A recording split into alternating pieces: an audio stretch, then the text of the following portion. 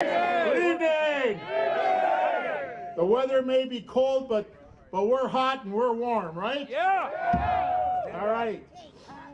We're hot and bothered. Okay. All right. On behalf of myself, I'm Phil Neuenfeldt, President AFL-CIO, Secretary Treasurer Stephanie Bloomingdale. Raise your hand. Jump up and down so they see you there. Come on now. We want to thank you for coming out tonight on this cold weather to join us on the Reclaim Wisconsin tour. So, as you all know, we've been touring the state. We've been stopping in various spots, and we're doing this so that working people can come together and talk among each other and have an honest conversation about what's really going on in Wisconsin under the Governor Walker's administration. We were in La Crosse, Wausau, and Eau Claire, where we heard from jobless workers, teachers, firefighters, and students about that stark reality of living in the state under this administration. And I know we're going to hear a lot more about it tonight. I'm not sure if you've all noticed, but Governor Walker has not been in Wisconsin a whole lot lately. Have you noticed that? Yeah, that could be good, but in this case, it's actually bad. He's been out of state raising a lot of money, and as a result, that money's pouring in from out-of-state CEOs and businessmen, which will be used to fill the airways with lies and half-truths, all in an attempt to redefine himself. But what working people can do to combat this propaganda onslaught is come together at town hall events like this one here tonight to talk with each other about what's really happening in their neighborhoods and their workplaces.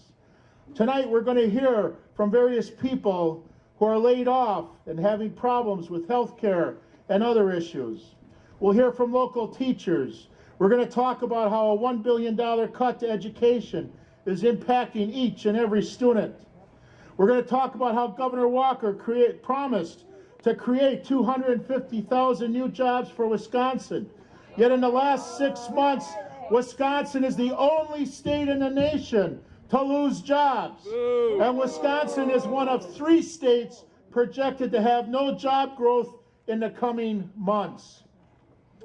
Hell, the reality is, if you read in the paper, they talked about the people in Wisconsin who found new jobs, and a majority of them are working in other states.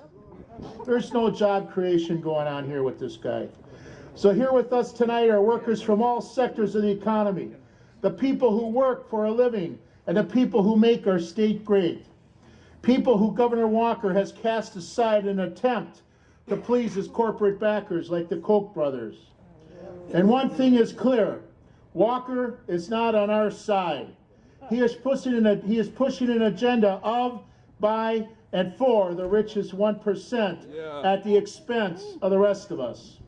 While he's out of state raising money from millionaires and billionaires, working people like us are suffering.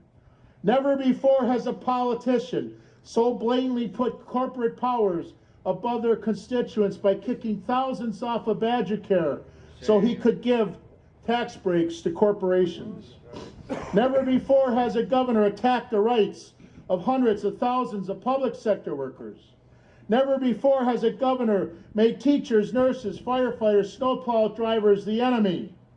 Never before has a governor compromised the Wisconsin economy by slashing education and health care funds, forcing local communities and school districts to make oppressive cuts. So this recall election is about the people wanting to reclaim democracy and reclaim the true Wisconsin, right? Yeah. Because we believe in a Wisconsin that is fair, a Wisconsin that honors justice, a Wisconsin that treats its workers with dignity and respect, right? Yeah. Scott Walker's dishonest and extreme policies have taken us to a place where we have to act immediately. Our children's education is at stake. Our ability to provide health care for our families is at stake. To provide quality public transportation and the right for every Wisconsinite to cast a ballot is at stake.